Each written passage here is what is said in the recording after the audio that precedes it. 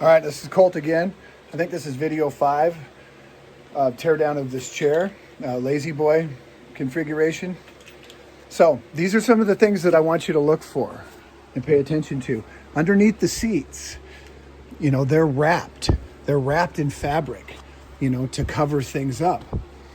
Like this, for instance, is a little curtain. It's just a rectangle. It's probably about 26 inches long.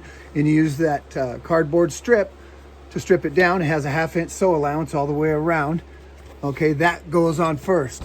Bam. Then you relieve the seat cushion. Okay, things like that. And then these are crucial too.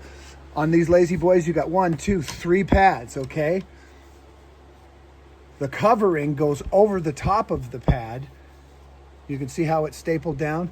And then if you have a separate piece, this is a separate piece than this. Okay, they all have 1/2 inch sew allowances for decorative purposes. Put that one on first, then this is the last one. Okay, that's the one that holds down right here and covers up the bottom of the chair. Little things like that. That's why you need to take photographs, okay? 1 piece, 2 pieces. Good side forward, good side up. Okay? And then these are pretty self-explanatory. Things like that. But you'll get into the habit of noticing, you know, how you wrap the frame. Okay? You following me?